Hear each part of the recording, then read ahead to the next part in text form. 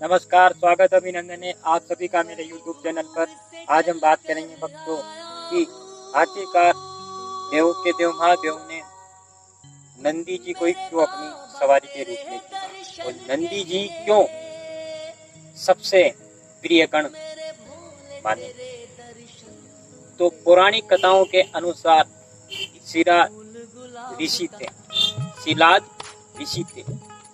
उनके मन में विचार जागा कि मेरे ब्रह्मचर्य व्रत का पालन करने से क्या मेरी वंश परंपरा आगे बढ़ेगी। तो उनके मन में पुत्र लालसा कि मेरी वंश परंपरा आगे बढ़ाने के लिए मुझे पुत्र चाहिए। तो इसके निमित्त उन्होंने देवों के देव महादेव की घोर कठोर तपस्या की, जिससे शिव जी प्रसन्न होकर उनके सामने प्रकट हुए और कहा, हे शिलाद ऋषि, मैं तुम्हारी तपस्या से बहुत प्रसन्न हुआ हूँ, वर मांगो। शिलाद ऋषि ने कहा कि हे देव, हे भगवान, मुझे एक ऐसा पुत्र चाहिए जिसकी कभी मृत्यु नहीं हो और उसकी रक्षा हर पल हर क्षण आप करें। तो देवों के देव महादेव ने उनको पुत्र प्राप्ति का वरदान दिया और तथास्तु कहकर अंतर्ध्यान हो गए।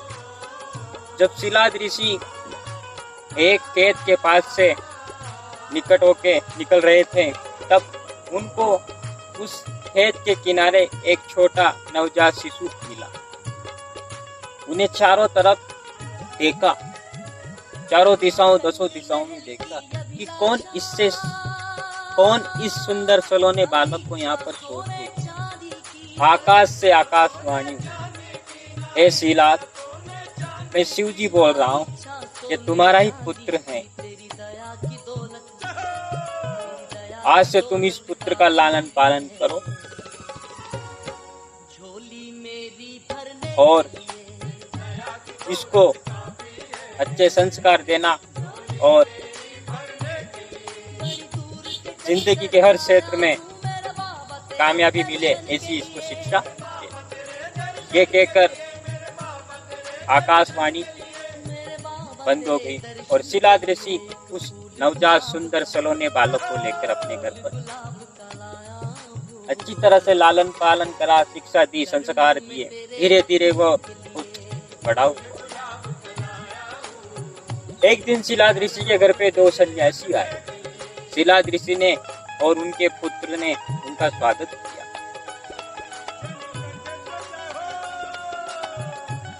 जब वो नवजात बच्चा शिलाद ऋषि को मिला तो उन्होंने उसका नाम नंदी रखा। एक दिन उनके घर पर दो सन्यासी आए और शिलाद ऋषि ने और नंदी ने उनका अच्छी तरह से आदर सत्कार किया।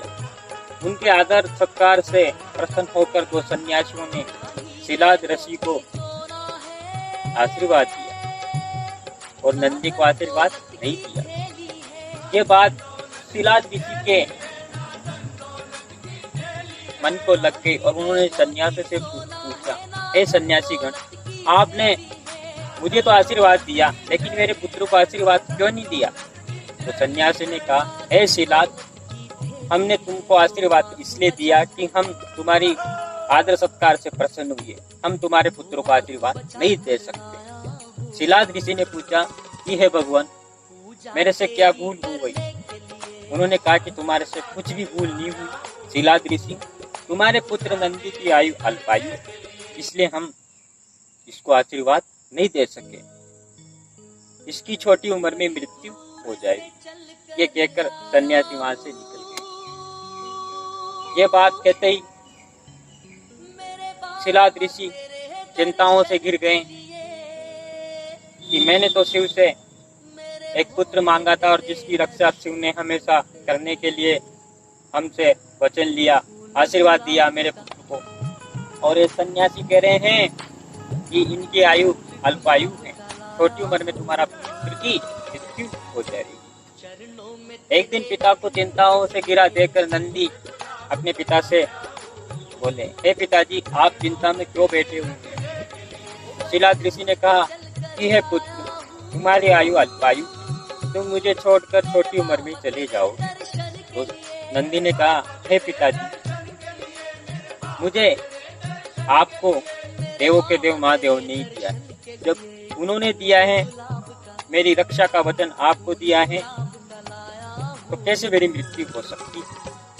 ये कहकर नंदी महाराज शिव की तपस्या करने के लिए चले गए। ओम नमः शिवाय, ओम नमः शिवाय, ओम नमः शिवाय। शिव के पंचाक्षरी मंत्र का जाप करते करते समाधि में लीन हो गए। उनकी इस तपस्या से प्रसन्न होकर देवों के देव महादेव प्रकट हुए और बोला, नंदी क्या वरदान मांगते हो? मैं तुम्हारी तपस्या से प्रसन्न हूं। नंदी ने कहा कि हे ईश्वर, हे भगवान, मैं आपके साथ ही रहना चाहता हूँ। तब शिव जी ने उनकी तपस्या से प्रसन्न होकर नंदी को अपने प्रिय गण के रूप में स्वीकार किया और अपनी सवारी के रूप में स्वीकार किया। जहाँ जहाँ भी शिवालय है धरती पर, वहाँ नंदी अवश्य मिलेगी। और शिव जी ने आशीर्वाद दिया नंदी को कि जहाँ जहाँ मेरी पूजा होगी, मेरे परिवार के साथ मेरी पूजा होगी, उनके साथ साथ नंदी तुम्हारी पूजा होगी। तब से लेकर आज दिन तक भक्तों, हर मंदिर में, हर शिवालय में, जहाँ भी शिव जी के ज्योतिर्लिंग है, वहाँ पर नंदी जी आपको अवश्य मिलेंगे। और शिव जी ने उनको एक आशीर्वाद और दिया कि जो भक्त तुम्हारे कान में बोलेगा अपनी करुण पुकार लेकर, उसकी मैं अवश्य। इसलिए जहाँ भी हम जाते हैं शिवालयों पर ज्योतिर्लिंग के दर्शन करने, तो हम नंदी के कान में बोलते हैं ना। इसके पीछे कारण ये भी था भक्तों कि शिव जी हमेशा समाधि में लीन रहते थे और नंदी महाराज उनकी समाधि भंग न हो, इसलिए हमेशा वहीं अडिंग रह के रहते थे, खड़े रहते थे।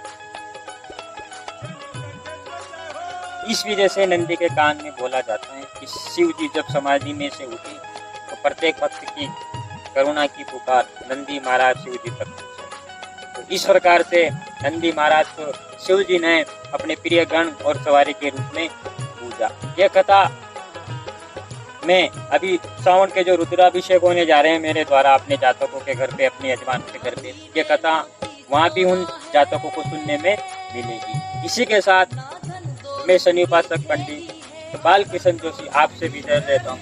जय हो नंदी महाराज की। हर हर महादेवाय नमो नमः।